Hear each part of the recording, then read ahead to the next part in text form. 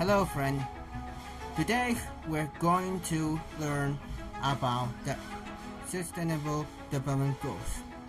We are going to focus on the 10th goal, which is about the important issues. Reducing inequalities. Do you know what this means? Let's have a look together. Hi, I'm Kanzan. I'm Dinda. And I'm El.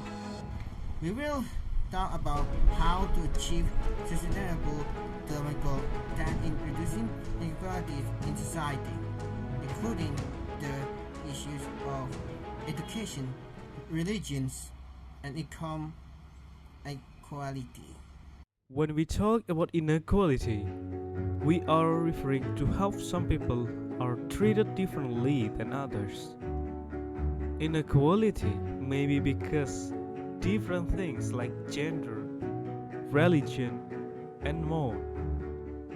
Inequality causes poverty, malnutrition, and hunger. Did you know that the richest 1% of the world's people have more money than the rest of the people in the world altogether? Or that women can earn 75% less for doing the same job as men?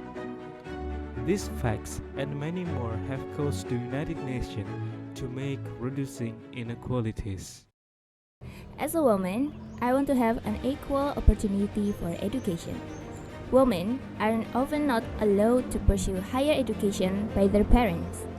According to BPS Statistik Indonesia in 2022, the percentage of women with a high school education or higher is at 36.95%, while the percentage of men with high education or higher is 42.6%.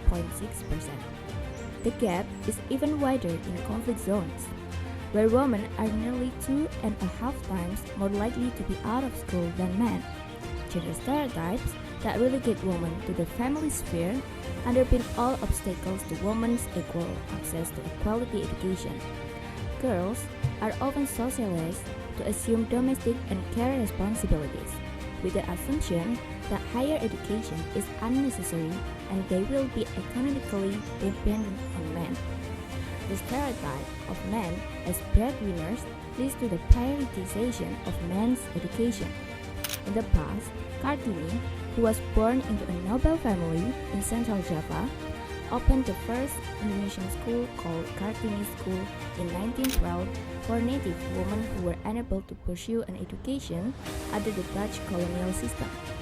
The existence of this school was based on Kartini's demand for the emancipation of Javanese and native Indonesian women. Through her courage, Kartini became one of the first women in Indonesia history to achieve success in expanding greater mobility for native women and building a feminist-oriented movement for equality. Next, religious discrimination.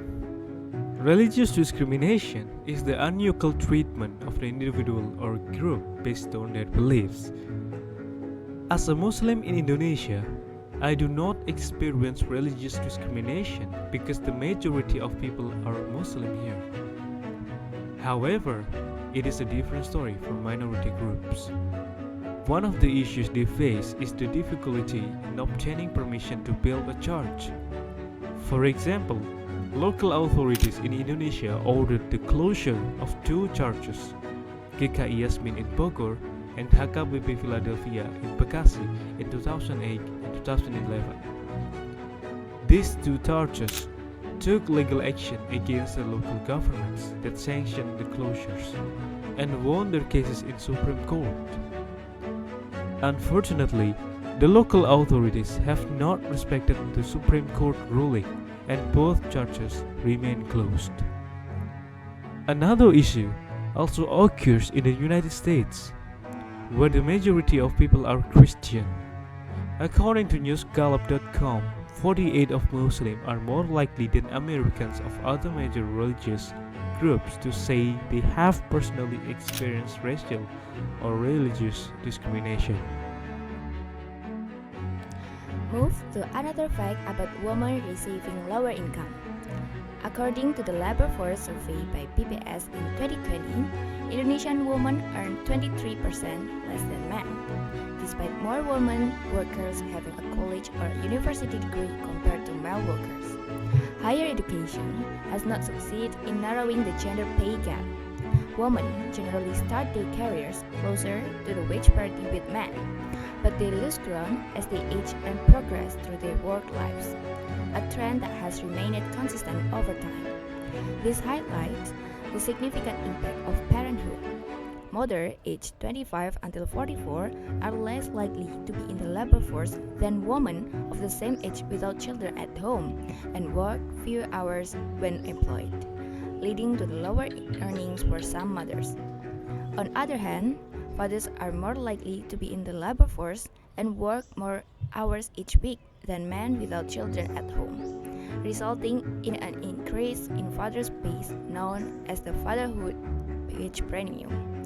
In the US, women aged 25 until 34 earn 92% as much as men in 2010.